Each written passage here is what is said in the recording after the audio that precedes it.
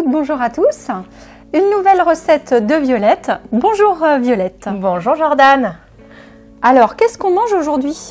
Eh bien aujourd'hui, on va se concentrer sur l'apéritif dînatoire. Parce que quand on est pendant les fêtes, on fait des apéritifs dînatoires. Et moi, j'en ai un indice glycémique bas pour que tout le monde s'y retrouve. Donc, on va commencer par un pain à l'avoine. Vous allez voir, il est délicieux. Et après, on va partir sur des tartinades. Donc, plutôt des rillettes de poulet à l'olive ou sans olive. Mais nous, on le fait à l'olive. Et ensuite, on va travailler la patate douce. Patate douce salée avec du chèvre. Patate douce sucrée avec du miel. Comme ça, vous allez pouvoir vous régaler. Comme vous pouvez le voir, nous avons de magnifiques ingrédients pour faire cette recette. Nous avons l'avantage d'avoir les fermiers du Marais Poitevin à Ferrières qui nous donnent de super produits. Notamment, vous allez voir, on va utiliser les poulets de Maxime, qui est un producteur. Et pour le complément, on a toujours l'eau vive qui, justement, pour cette recette que j'ai testée avant, m'a permis de pouvoir trouver des flocons sans gluten pour quelqu'un qui était allergique. Donc, c'est quand même très intéressant. Dans d'autres endroits, vous n'avez pas ce genre de conseils.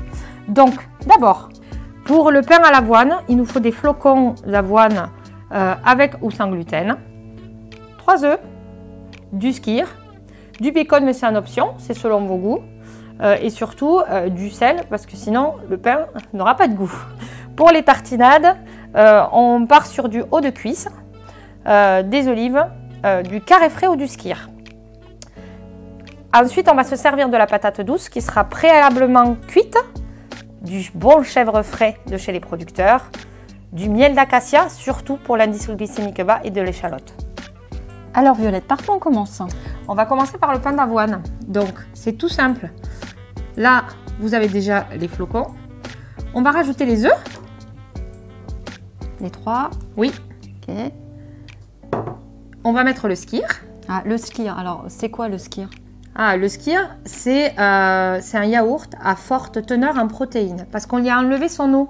Et comme on y a enlevé l'eau, ben vous avez la valeur protéinique du yaourt qui reste. Bon, attention, il y a quand même des glucides parce que dans les yaourts, il y a du lactose. Et le lactose, c'est du sucre. Donc, on n'a pas retiré le sucre, mais on a beaucoup de protéines. Et ensuite, on rajoute le sel, le poivre, les aromates. Oui, on met tout. D'accord. Rien de plus simple, vous pouvez passer avec... Ouais, super. Et on mélange tout. Ok. Une façon de mélanger particulière? Par-dessous. Par-dessous, voilà. D'accord. Comme quand on fait avec les blancs en neige.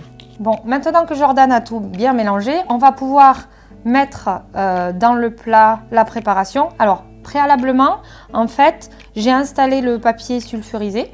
J'ai un peu huilé mon plat de dessous pour que ça adhère bien.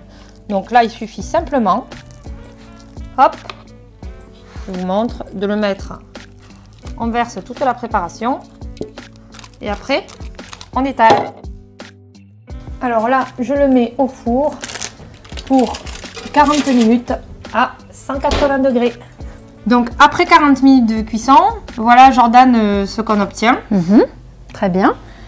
Ça a l'air... On pourrait s'y méprendre, hein? Ouais, non franchement, ça rend comme si c'était du pain. Oui. Ouais, et en plus, ça se conserve plusieurs jours, faut le savoir, c'est quand même important. Au frigo? Même pas. Ah, d'accord, oui, ok. On peut le laisser comme ça et vous pouvez le manger. Moi, mes enfants, ils le mangent avec du beurre de cacahuète. Pour faire les rillettes de poulet, donc on va pouvoir prendre les poulets qu'on a coupés en petits morceaux. On va rajouter un peu de sel. Attention, c'est grand ouvert. Là. Et on va pouvoir aller le faire chauffer sur la plaque.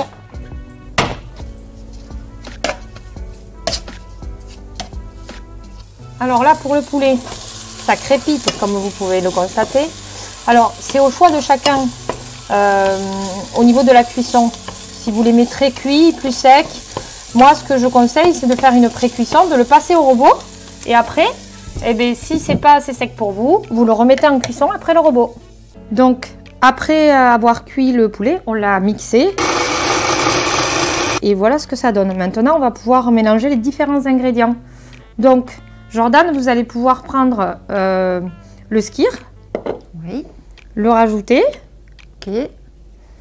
Les échalotes. et les bouts d'olive. Et là, on mélange le tout. De la même manière que tout à l'heure? Oui. Par le dessous? Oui.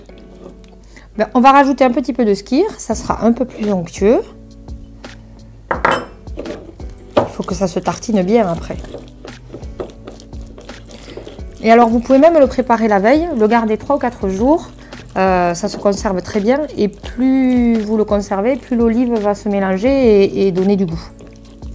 Alors là, on va pouvoir préparer les tartinades de patates douces. Donc on a partagé en 2 parties. Vous allez vous occuper de la partie salée et moi sucrée. Donc on prend la moitié du chèvre qu'on met à l'intérieur. Je fais la même chose et là vous allez pouvoir saler. Alors souvent il faut goûter. Hein. Hop. Vous écrasez. Alors, on va le faire au mixeur. Ah bon, d'accord. Ok. Moi, je rajoute le miel.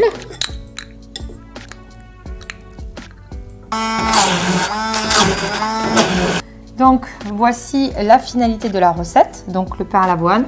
Vous avez les tartinades, une présentation. Le pain, vous pouvez l'utiliser de plusieurs manières. Faire des petites brochettes. Pareil pour les tartinades, on peut changer, mettre du potimarron. Là-dessus, on peut changer aussi, mettre du thon, par exemple, de la dinde. Mais ça sera peut-être le sujet d'une autre recette.